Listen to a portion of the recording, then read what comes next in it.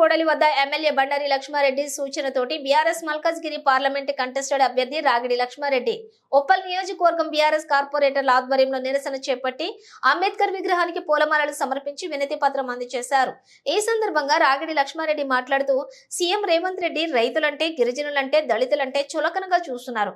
అతి త్వరలోనే ప్రజలు కాంగ్రెస్ ప్రభుత్వానికి తగిన గుణపాఠం చెప్తారు. ముఖ్యమంత్రి అన్న గురించి, బామ్మర్ది గురించో, అల్లుడు గురించో ఫార్మా కంపెనీలు పెట్టడానికి, రైతుల భూములు లాక్కోవడానికి ప్రయత్నించి అది ప్రశ్నించిన రైతులపై 35 రోజులుగా జైల్లో వేసి చిత్రహింసలు పెడుతున్నారు.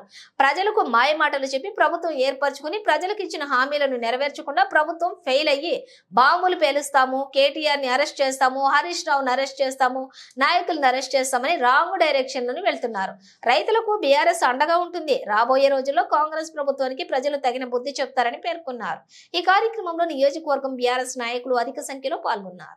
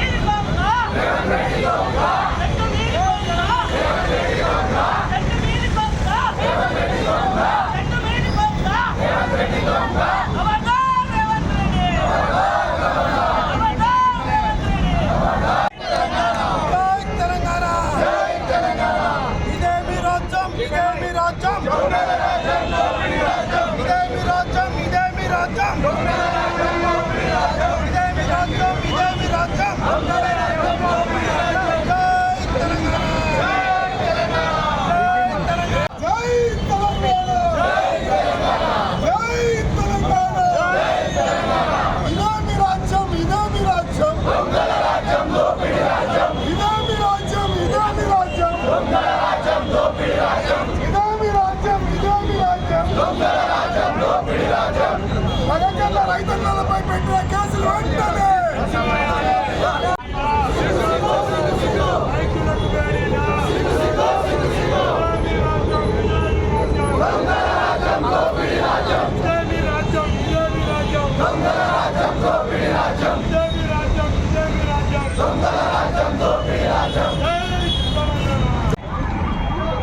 BRS party working president KTR గారి ఆదేశాల మేరకు ఉప్పల్ చౌరస్తాలో డాక్టర్ బాబాసాహెబ్ అంబేద్కర్ గారి విగ్రహానికి మేము రిప్రజెంటేషన్ ఇవ్వడానికి రావడం జరిగింది.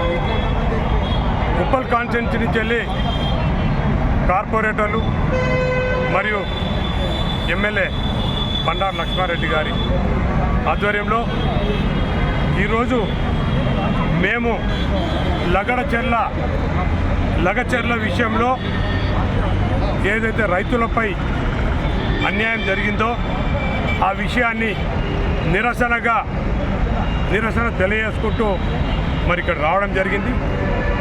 మరి ప్రజలందరూ చూస్తున్నారు, ఈ ముఖ్యమంత్రి రేవంత్ రెడ్డి గారు మరి రైతులంటే, గిరిజనులంటే, దళితులంటే చాలా చులకనగా చూస్తున్నారు. మరి అతి త్వరలో రైతులు, గిరిజనులు, దళితులు ప్రజలందరూ కూడా తగిన గుణపాఠం చెప్తారు, బుద్ధి చెప్తారు. ఎందుకంటే లగచెర్లలో అన్యాయంగా మరి రైతులను అరెస్ట్ చేశారు. మరి ముఖ్యమంత్రి గారి రేవంత్ రెడ్డి గారి అన్న గురించో, బాంబర్ది గురించో, అల్లుని గురించో మరి ఫార్మా కంపెనీ పెడతా అని చెప్పి రైతులతోటి అన్యాయంగా ల్యాండ్ను వాళ్ళ భూములను లాక్కోవడానికి చూసినందుకు, వాళ్ళు ఏంది అన్యాయం అని అడిగినందుకు గత 35 రోజుల నుంచి వెళ్ళి వాళ్ళని జైల్లో పెట్టి చిత్రహింసలు చేసి వాళ్ళకు థర్డ్ డిగ్రీ కూడా ఉపయోగించి ఒక టెర్రరిస్టులాగా వాళ్ళని చూస్తూ ఇంకా కూడా జైల్లోనే పెట్టుకుంటూ వాళ్ళకు ఆపద వచ్చినా, హెల్త్ బాగలేకున్నా, మరి మధ్యన మనం చూసినాం, మనం ఒక దళితునికి, ఒక దళిత రైతుకి మరి ప్రాణం బాగలేకపోతే హాస్పిటలైజ్డ్ అయితే హాస్పిటల్ తీసుకొచ్చి కూడా ఆయన గుండెపోటు వచ్చిందన్నా కూడా పట్టించుకోకుండా ఆయనకు సంఖ్యలు వేసి ఆయనను చిత్రహింసలు చేయడం జరిగింది. ప్రజలందరూ గమనిస్తున్నారు. ఈ ప్రభుత్వం వచ్చి సంవత్సరం అయింది, మాయా మాటలు చెప్తుంది. మరి రైతులకు రుణమాఫీ అన్నారు, రైతులకు ఎన్నో వాగ్దానాలు చేశారు, పేద ప్రజలకు ఎన్నో వాగ్దానాలు చేశారు. ఏ ఒక్కడు కూడా చేయలేదు. ఈ రోజున అవన్నీ చేయకుండా వాళ్ళ గవర్నమెంట్ ఫెయిల్ అయిపోయి ఈ రోజున బాంబులు పేల్చాము, అరెస్టులు చేస్తాము, మరి కేటీఆర్ గారిని అరెస్ట్ చేస్తాము, హరీష్ రావు గారిని అరెస్ట్ చేస్తాము, నాయకులను అరెస్ట్ చేస్తామని చెప్పి ప్రజలను మభ్యపెట్టుకుంటూ మరి ఒక రాంగ్ డైవర్షన్లో పబ్లిక్ తీసుకోవడం జరుగుతుంది. ఈ డెవలప్మెంట్ అడుగుతారని చెప్పి ప్రజలలో ఏదో ఒక విషయాన్ని తీసుకొచ్చి అరెస్టులని మరి రైతులను కూడా డైవర్ట్ చేసుకుంటూ, పబ్లిక్ కూడా డైవర్ట్ చేసుకుంటూ ప్రజలకు అన్యాయం చేస్తున్నారు. కాబట్టి రాబోయే రోజులలో అతి త్వరలో ప్రజలందరూ చూస్తున్నారు, తెలంగాణ ప్రజలు చూస్తున్నారు. మరి 9.5 సంవత్సరాలలో మరి తెలంగాణ తీసుకొచ్చి మరి తెలంగాణ గురించి పోరాడి మరి తెలంగాణ వచ్చిన తర్వాత 9.5 సంవత్సరాలలో తెలంగాణను భారతదేశంలోనే చెప్పుకునే విధంగా డెవలప్ చేసిన ఘనత బీఆర్ఎస్ పార్టీ కేసీఆర్ గారు. ఈ రోజున ప్రజలందరూ అడుగుతారనే భయంతో ఆయనంతా కూడా రాజకీయం లాగా, ఒక సినిమా డైరెక్షన్ల లాగా ఆయన ఇది ఒక సినిమా ప్రేక్షకులందరూ చూస్తున్నారు. దీన్ని రాంగ్ డైరెక్షన్లో తీసుకుపోయి ఆయన ఏదో మన్నన పొందాలని చూస్తున్నాడు. మరి ప్రతి ఒక్కరు తెలుసు, అతి త్వరలో తగిన బుద్ధి చెప్తారని చెప్పి ముఖ్యమంత్రికి రేవంత్ రెడ్డి బుద్ధి చెప్తారని చెప్పి నేను తెలియజేసుకుంటాను. Thank you.